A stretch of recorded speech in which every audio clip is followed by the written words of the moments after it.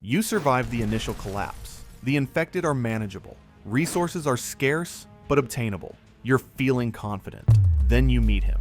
The guy with the friendly smile who offers to help, asks about your supplies, and you wake up 3 hours later, beaten and robbed. No, the apocalypse doesn't kill you with disasters. It kills you with people who've decided morality is negotiable, and you're their next victim. Welcome to Outbreak Files. Today we're ranking the most dangerous people you'll meet after society collapses. Let's start with the ones who convince you they're harmless right before they rob you blind. Type 1. The opportunist isn't evil. They're practical. They weren't criminals before. They were ordinary people with ordinary morals. But those morals required civilization to enforce them, and civilization is gone. Ethics is now a luxury good, and the market crashed. Here's how you identify them. They're overly interested in what you have. Where are you staying? How many people are in your group? What kind of supplies did you find? They're friendly, non-threatening, building rapport while gathering intelligence. It's basically a job interview, except the position is theft victim. They wait until you trust them, reveal vulnerabilities, understand your routines. Then they strike when you're most exposed. During sleep, supply runs, when your group splits. The opportunist operates on a spectrum. Some will just steal and leave. Others will use violence if necessary. A few will kill to eliminate witnesses. You won't know which type until it's too late. Why they're dangerous? They seem harmless. They exploit trust. By the time you realize what they are, they already know everything about you, and you know nothing true about them. You've been playing checkers while they've been playing rob you. Type 2. The desperate parent. This one's tragic because their motivation is understandable. They have children to protect, and they'll do anything to keep those children alive. Anything includes robbing you, betraying you, or killing you. Parenthood is beautiful until it involves your murder. They're not operating rationally. They're operating emotionally, with singular focus on their child's survival. Your life doesn't register as important compared to their kid's life. You're not a person to them. You're a resource their child needs. Congratulations, you've been downgraded to inventory. They leverage your empathy, show you hungry children, tell their story, make you feel guilty. If empathy doesn't work, they escalate. They follow you to find supplies, coordinate with others to overwhelm defenses, ambush you when vulnerable. The desperate parent will form alliances with anyone, betray anyone, sacrifice anyone to protect their children. They're thinking, my child needs food today, and you have food. So the calculus is simple. It's very touching, also very fatal. Why they're dangerous. Their motivation makes them unpredictable and willing to take extreme risks. They'll attack superior forces because they're not calculating survival odds. They're operating on pure desperation. Logic left the building when their kids started crying. Type 3. The former authority figure. Pre-collapse. This person had power. Police officer, military. Corporate executive. Someone used to giving orders. Post-collapse. That authority is gone, and they're trying to recreate it through force. They really miss those TPS reports. They believe they should still be in charge. Their leadership usually means authoritarian control, forced compliance, and violent punishment for anyone who doesn't submit. It's middle management energy, except now they can actually kill you. They gather followers, usually younger people who crave structure.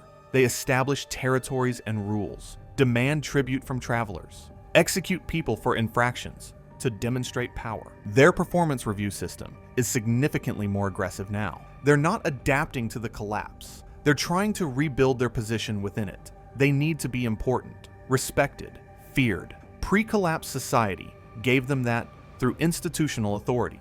Post-collapse, they're taking it through violence. Why they're dangerous? They have organizational skills from their previous life.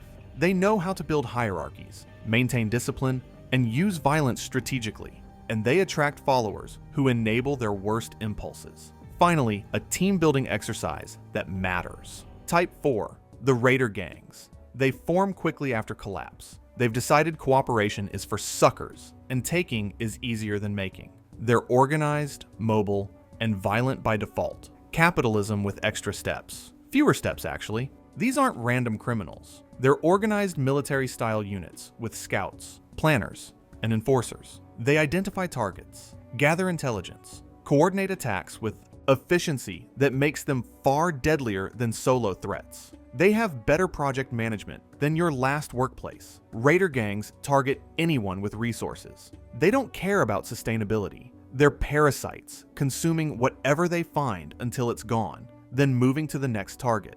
Very private equity of them. Their tactics are brutal by design. They use overwhelming force. They make examples of resistance to discourage future resistance. They take more than they need to prevent targets from recovering. Here's what makes them particularly dangerous. They learn. Every raid teaches them what works. Failed attacks inform future strategy. You might stop their first attack, but they'll study how you did it and come back with a counter. They actually read the after-action reports, why they're dangerous, numbers, organization, and willingness to use violence without hesitation. They're coordinated groups that will pursue valuable targets persistently. Type 5. The true believer has decided the collapse is divine punishment, cosmic cleansing, or the beginning of a new world order, and they're the chosen instrument of whatever ideology they've embraced. They're not motivated by resources or survival. They're motivated by belief. They've got a manifesto, and you're in it. Pre-collapse, society constrained them. Laws, social norms, consequences kept their extreme beliefs from manifesting as action. Post-collapse, those constraints are gone. It's like unsubscribing from reality's email list. The true believer sees the collapse as validation. They always knew society was corrupt, evil, doomed, and now they've been proven right. This gives them dangerous certainty. They believe their actions are righteous, necessary, divinely ordained. They've got conviction, which would be inspiring if it weren't so fatal. They're targeting specific groups based on their ideology. Maybe people they believe caused the collapse. Maybe people who represent the old system. Maybe anyone who doesn't share their beliefs. Their violence seems random to outsiders, but is perfectly logical to them. Here's what makes them terrifying. They're willing to die for their beliefs. You can't deter them with threats because martyrdom is acceptable, even desirable. You can't negotiate because compromise is betrayal. You can't reason with them because their worldview is sealed against contradictory information.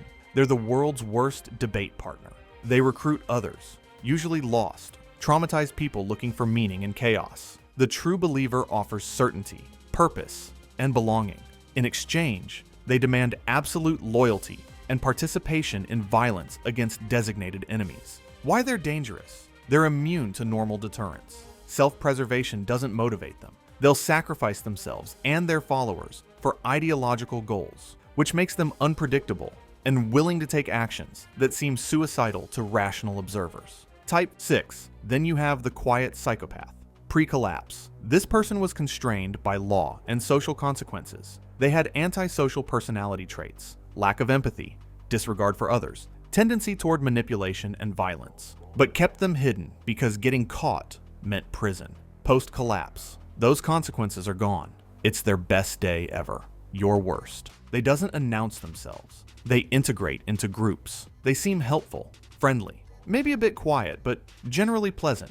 They're studying everyone, learning vulnerabilities, identifying targets, and when they act, it's calculated and brutal. Unlike the opportunist who steals out of necessity, or the desperate parent acting from emotion, the quiet psychopath enjoys the violence. They're not doing this to survive. They're doing it because they want to. The collapse gave them permission to indulge urges civilized society forced them to suppress. They've been waiting for this their whole life. They're patient. They'll wait months for the perfect opportunity. They'll gain complete trust, position themselves as valuable group members. Then, they'll kill you in your sleep, take everything, and move to the next group where they'll repeat the pattern. Here's the recognition challenge. They're excellent at mimicking normal human behavior. They say the right things, show appropriate emotions, build relationships. Everything seems normal because they've spent their entire lives practicing how to appear normal. By the time you realize what they are, they're already in position to hurt you. They're method actors, except the role is person with empathy. Why they're dangerous? They're predators who've been waiting for this opportunity. They have no empathy, no remorse, and no hesitation. And they're better at seeming trustworthy than anyone else you'll meet because deception is their core skill. Type 7. The warlord is what happens when the former authority figure succeeds. They've consolidated territory, built an armed force, and established themselves as the dominant power in a region. They're not just surviving, they're ruling.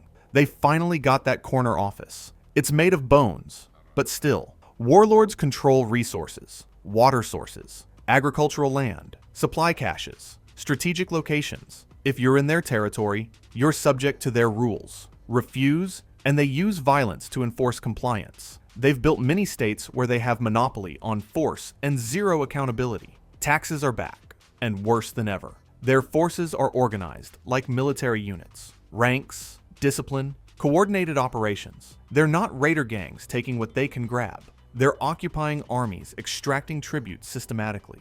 They tax travelers, demand labor from communities, take recruits, which is another word for conscription, refuse, and they make examples that discourage future resistance. The warlord's danger isn't just personal violence, it's institutional violence. You're not dealing with an individual threat you can avoid or fight. You're dealing with an organization that controls territory you need to cross, resources you need to access, or areas where people you care about are trapped. Here's the grim reality. Some people thrive in chaos. They have organizational skills, tactical knowledge, and ruthless pragmatism that lets them build power structures in collapsed societies. The warlord looked at civilization's collapse and saw opportunity, not disaster.